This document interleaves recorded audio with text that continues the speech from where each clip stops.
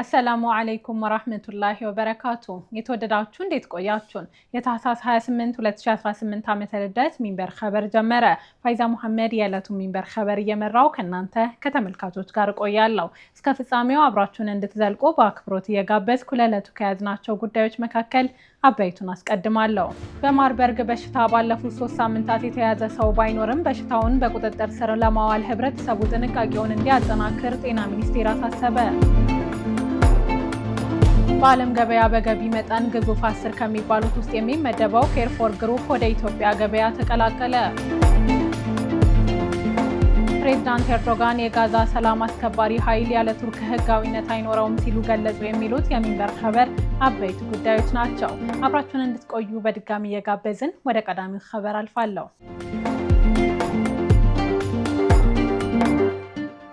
በማርበርግ በሽታ ባለፉት 3 ሳምንታት የተያዘ ሰው ባይኖርም በሽታውን በቁጥጥር ስር ለማዋል ህብረተሰቡ ጥንቃቄውን እንዲያጠናክር ጤና ሚኒስቴር አሳሰበ።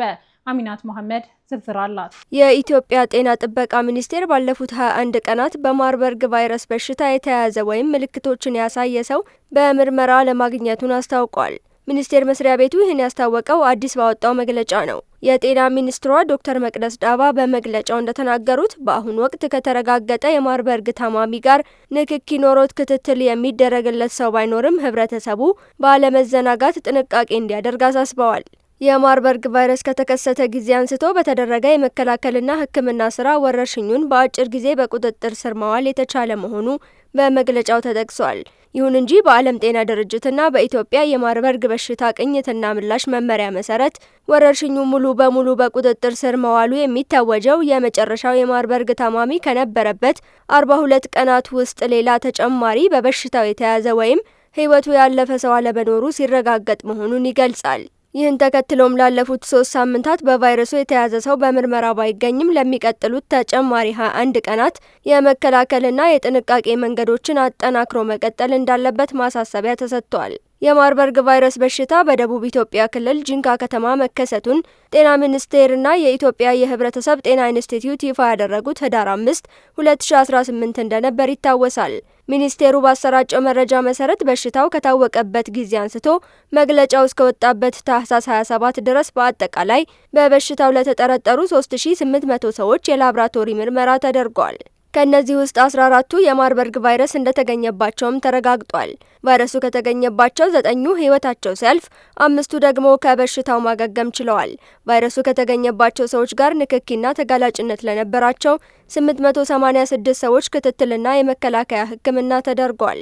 የማርበርግ ቫይረስ በሽታን ለመከላከል የሚያስችል ክትባት ቫይረሱ ለመጀመሪያ ጊዜ በተገኘበት በደቡብ ኢትዮጵያ ጂንካ ሆስፒታልና ሲዳማ ክልል በተመረጡ አካባቢዎች ለፈቃደኛ ተሳታፊዎች መስጠት መጀመሩን የጤና ሚኒስቴር አስታውቆ ነበር።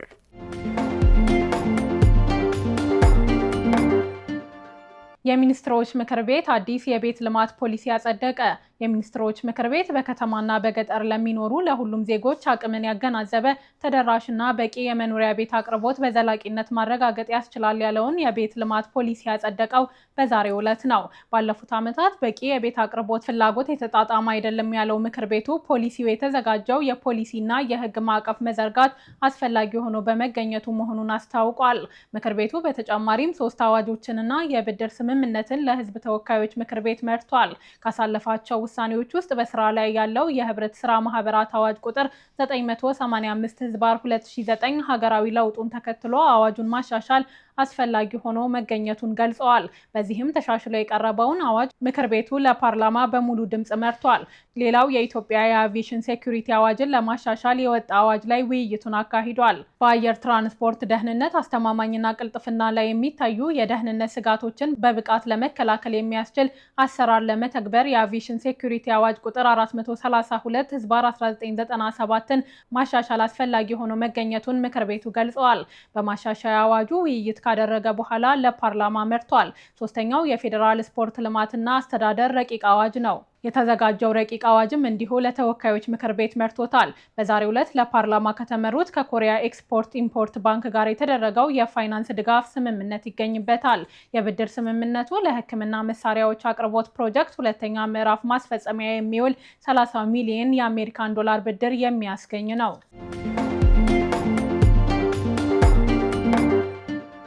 በዓለም ገበያ በገቢ መጠን ግዙፍ 10 ከሚባሉት ውስጥ የሚመደበው ኬርፎር ግሩፕ ወደ ኢትዮጵያ ገበያ ተቀላቀለ። ዝርዝር አለን። በዓለም የችርቻሮ ንግድ ቀዳሚ ከሆኑት አንዱ የፈረንሳዩ ኬርፎር ግሩፕ በሚድሮክ ኢንቨስትመንት ግሩፕ ስር ከሚተዳደረው ኩዊንስ ሱፐርማርኬት ጋር የቢዝነስ ቅንጅት ወይም ፍራንቻይዝ ስምምነት መፈራረሙን ይፋ አድርጓል። ስምምነቱን የሚድሮክ ኢንቨስትመንት ግሩፕ ዋና ስራ አስፈጻሚ አቶ ጀማል አህመድ መፈራረማቸውን ሚድሮክ ታህሳስ 27 2018 አስታውቋል። ሚድሮክ የመጀመሪያውን ዓለም አቀፍ ፍራንቻይዝ ለኢትዮጵያ ገበያ የሚያስተዋውቅ ነው ያለው ስምምነት በኩባንያው የእድገት ጉዞ ላይ ትልቅ ምዕራፍ ከፍት መሆኑንም ገልጸዋል። በስምምነቱ መሰረት ኩዊንስ ሱፐርማርኬት የኬርፎርን ስያሜና አርማ የኩባንያውን የችርቻሮ ንግድ እውቀትና ዓለም አቀፍ የአሰራር መስፈርቶችን በኢትዮጵያ በሚገኙ የሱፐርማርኬት ቅርንጫፎቹ ላይ ተግባራዊ ይደረጋል። በአሁን ሰዓት በኢትዮጵያ የሚገኙ 13 የኩዊንስ ሱፐርማርኬት ቅርንጫፎች በሙሉ ወደ ኬርፎር ንግድ ስያሜ ይቀይራሉ። የመጀመሪያዎቹ መደብሮች ክረምት ሊቃረብ ሲል ስራ ይጀምራሉ ተብሏል። በሁለት ዓመት ውስጥ ተጨማሪ 17 አዳዲስ መደብሮችን ለመክፈት ጠቅላላ የቅርንጫፎቹን ብዛት 30 ለማድረስ በእቅድ አስቀምጧል። የሚድሮክ ኢንቨስትመንት ግሩፕ ዋና ስራ አስፈጻሚ አቶ ጀማል አህመድ ስምምነቱ ሚድሮክ የሚያመርታቸውን እንደ ቡና፣ ሻይ፣ ቅመማ ቅመም፣ አበባና ፍራፍሬ ያላቸው ምርቶች በኬርፎር ዓለም አቀፍ መረብ አማካኝነት ለዓለም ገበያ ለማቅረብ ምቹ ሁኔታ እንደሚፈጥር ገልጸዋል። የኬርፎር ኢንተርናሽናል ፓርትነርሺፕ ዋና ስራ አስፈጻሚ ፓትሪክ ላስፋራጎዌስ በበኩላቸው በኢትዮጵያ ካለው ግንባር ቀደም ከሆነው የችርቻሮ ንግድ ተዋናይ ጋር ይህን ትብብር በመጀመራቸው ደስተኛ መሆናቸውን በመግለጽ ሚድሮክ በዘርፉ ያለውን የላቀ እውቀትና ካርፎር ያለውን ዓለም አቀፍ ልምድ በማቀናጀት ለኢትዮጵያውያን ደንበኞች ጥራት ያላቸው ምርቶችን በተመጣጣኝ ዋጋ ለማቅረብ እንደሚሰራ አስረድተዋል። ኬርፎር ግሩፕ ዋና መስሪያ ቤቱ የሚገኘው በፈረንሳይ ማሲ ውስጥ ነው። ኩባንያው የሃይፐር ማርኬቶች፣ የሸቀጣ ሸቀጥ ሱቆችና የችርቻሮ ሱቆች ሰንሰለት ላይ ይሰራል። ግሩፑ በ40 ሀገሮች ውስጥ 14000 መደብሮች አሉት። በገቢ በዓለም ላይ 7ኛው ትልቁ ቸርቻሪ ኩባንያ ነው። ኩባንያው በአፍሪካ በሰሜን አፍሪካዎቹ ግብጽ፣ ቱኒዚያ፣ ሞሮኮ፣ አልጄሪያ ይገኛል። በምዕራብ አፍሪካ በርካታ ሀገሮች እንዲሁም በምስራቅ አፍሪካ ኬንያና ኡጋንዳ የችርቻሮ ሱቆች አሉት።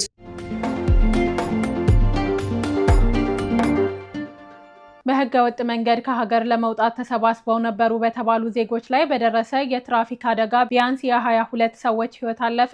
በአፋር ክልል ሰመራ ከተማ ዛሬ ማክሰኞ ታህሳስ 28 2018 ንጋት ላይ በደረሰ የትራፊክ አደጋ የ22 ሰዎች ህይወት ማለፉን የክልሉ ኮሚኒኬሽን ቢሮ አስታውቋል።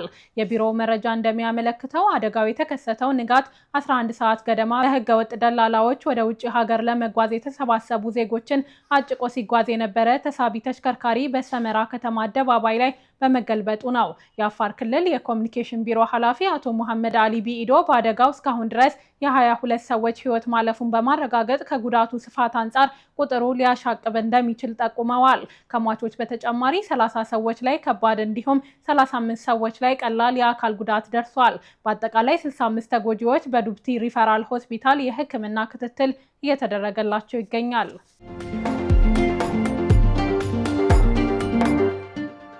የኢትዮጵያ መገናኛ ብዙሃን ባለስልጣን ዋና ዳይሬክተር ሹመት በፓርላማ ጸደቀ። የህዝብ ተወካዮች ምክር ቤት በጠቅላይ ሚኒስትር አብይ አህመድ የቀረበውን የወይዘሮ ሃይማኖት ዘለቀን የኢትዮጵያ መገናኛ ብዙሃን ባለስልጣን ዋና ዳይሬክተርነት ሹመት አጽድቋል። ምክር ቤቱ ሹመቱን ያጸደቀው ዛሬ ማክሰኞ ታህሳስ 28 2018 ባካሄደው 5ኛ ዓመት የሥራ ዘመን 8ኛ መደበኛ ስብሰባ ነው። የወይዘሮ ሃይማኖት ዘለቀ የኢትዮጵያ መገናኛ ብዙሃን ባለስልጣን ዋና ዳይሬክተርነት ሹመት የጸደቀው በሙሉ ድምጽ ነው።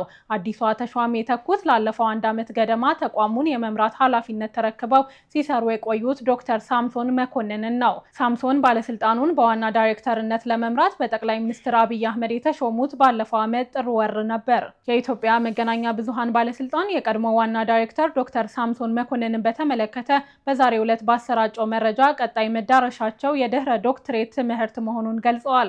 ዶክተር ሳምሶንን የተኩት አዲሷ ተሿሚ የመጀመሪያ ዲግሪያቸውን ከአዲስ አበባ ዩኒቨርሲቲ በውጭ ቋንቋና ስነ ጽሑፍ አግኝተዋል። ሁለተኛ ዲግሪያቸውን በህንድ ከሚገኝ ዩኒቨርሲቲ በሶሺዮሎጂ ማግኘታቸውን የግል ማህደራቸው ያመለክታል። የአዲስ አበባ ከተማ ስራ አስኪያጅ ጽህፈት ቤት የኮሚኒኬሽን ዘርፍ ኃላፊ ሆነው በመስራት ላይ የነበሩት ወይዘሮ ሃይማኖት ዘለቀ በኢትዮጵያ ዜና አገልግሎት አገልግሎት ከሪፖርተርነት እስከ አርታይነት እንዲሁም በኢትዮጵያ ብሮድካስቲንግ ኮርፖሬሽን አገልግለዋል። ተሿሚዋ በምክር ቤቱ ፊት ቀርበው በታማኝነትና በቅንነት ለማገልገል ቃለ መሐላ ፈጽመዋል። የህዝብ ተወካዮች ምክር ቤት በዛሬው ስብሰባው ከኢትዮጵያ መገናኛ ብዙሃን ባለስልጣን ዋና ዳይሬክተር በተጨማሪ 34 የፌዴራል ከፍተኛ ፍርድ ቤት እጩ ዳኞች ሹመት መርምሮ አጽድቋል።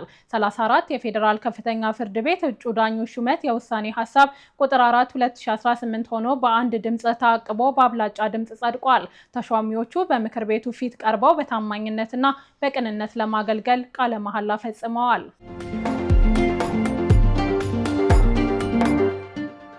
ብሔራዊ ባንክ ባካሄደው የውጭ ምንዛሬ ጨረታ አንድ የአሜሪካን ዶላር ከ10 ቀን በፊት ከተሸጠበት በ40 ሳንቲም ጭማሪ ተመዘገበ።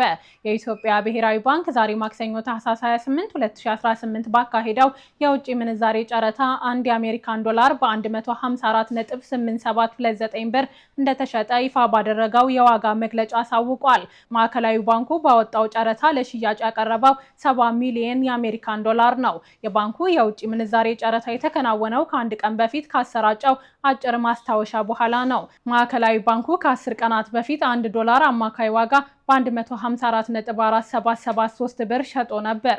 የአሁኑ የጨረታ ዋጋ ከቀደመው ጋር ሲነጻጸር የ0.3956 ሳንቲም ጭማሪ የተመዘገበበት ነው። ባንኩ በቀጣይ በተመሳሳይ የውጭ ምንዛሬ ጨረታ እንደሚያወጣ አስታውቋል።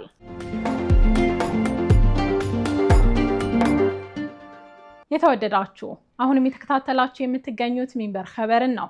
አብራችሁን ስላላችሁ ደስ ይለናል። ለሚንበር ኸበር ጥቆማ ወይም ማስተያየት ካላችሁ በአጭር የስልክ ቁጥር 9282 ብትልኩልን አጣርተን መልሰን ለእናንተው እናቀርባለን። የሚቀናችሁ ማህበራዊ ሚዲያ ከሆነ በሁሉም አማራጮች @ሚንበር ቲቪ ብላችሁ ብትፈልጉን ታገኙናላችሁ። ድረገጻችንን www.minbertv.com ብትጎበኙ ደግሞ አዳዲስ መረጃ ታገኛላችሁ። አሁን ደግሞ የዕለቱን አብይ ጉዳይ እናስታውሳችሁና እንመለስ። በማርበርግ በሽታ ባለፉት 3 ሳምንታት የተያዘ ሰው ባይኖርም በሽታውን በቁጥጥር ስር ለማዋል ህብረተሰቡ ጥንቃቄውን እንዲያጠናክር ጤና ሚኒስቴር አሳሰበ።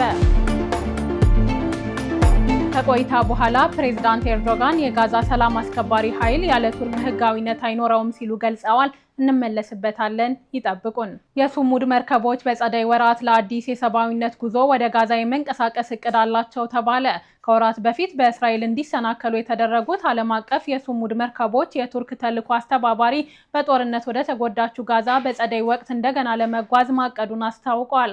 ቡድኑ ጉዞውን የሚያደርገው የተኩስ አቁም ውሎች ባለመተግበራቸውና በአካባቢው ውስጥ ሰብአዊ ፍላጎቶች አልተሟሉም በሚል ነው። አስተባባሪው ሁሴን ዱርማዝ ለአናዶሉ ሲናገሩ በጥቅምት ወር በተደረገው የእርዳታ ስምምነት መሰረት በየቀኑ በመቶዎች የሚቆጠሩ የእርዳታ የጭነት ተሽከርካሪዎች እንደሚገቡ ቃል የተገባ ቢሆንም አሁን ወደ ከተማዋ የሚገቡት ከ40 እስከ 50 ገደማ ተሽከርካሪዎች ብቻ ናቸው ብለዋል።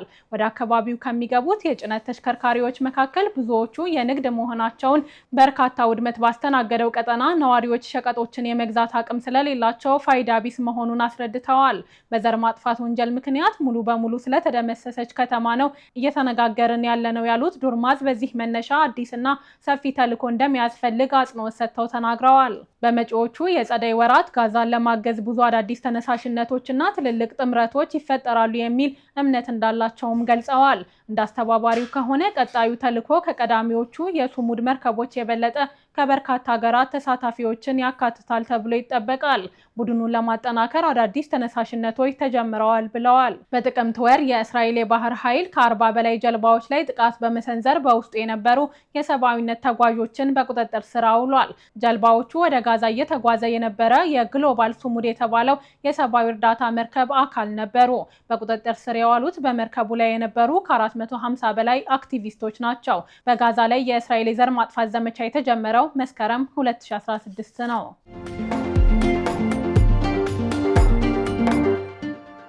ፕሬዝዳንት ኤርዶጋን የጋዛ ሰላም አስከባሪ ኃይል ያለ ቱርክ ህጋዊነት አይኖረውም ሲሉ ገለጹ።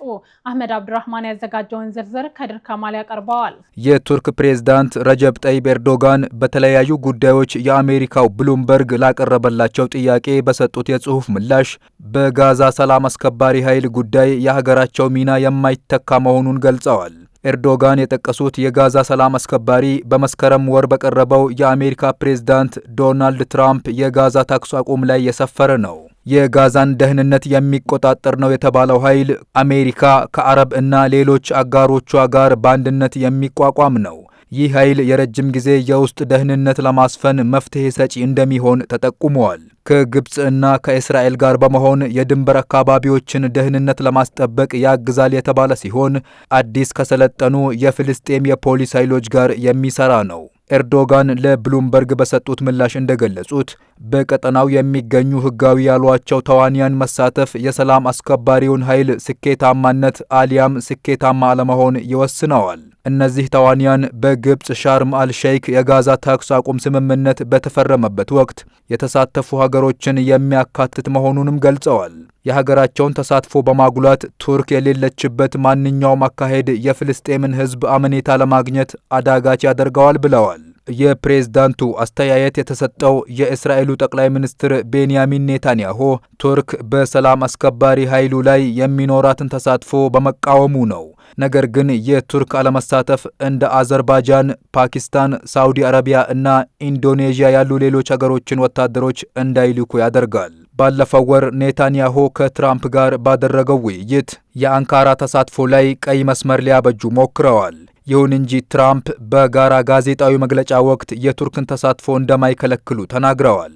የቱርክ ዲፕሎማሲያዊ ምንጮች እንደሚሉት ከሆነ ቱርክ ወታደሮቿን ወደ ጋዛ ለመላክ ሙከራ አላደረገችም። የፍልስጤሙ ሐማስ በዓለም አቀፍ ኃይል ላይ እምነት የማያሳድር ከሆነ ግን ስምምነቱ ሊፈርስ ይችላል የሚል ስጋት አላት። በትራምፕ እቅድ መሰረት ከሰላም አስከባሪ በተጨማሪ ከማንኛውም የፖለቲካ ቡድን ጋር ግንኙነት የሌለው ቴክኖክራቲክ የፍልስጤም አመራር ከጦርነቱ ማብቂያ በኋላ የጋዛን አስተዳደር ይረከባል። ትራምፕ የሰላም ቦርድ ሲሉ የጠሩት ይህ አካል ስምምነቱ እንዲሳካ የማድረግና ቁልፍ የቀጠናው እንዲሁም ዓለም አቀፍ መሪዎችን የማሰባሰብ ኃላፊነት እንደሚሰጠው ተናግረዋል። የቁጥጥር አካሉ ሊቀመንበር ራሳቸው እንደሚሆኑም ገልጸዋል።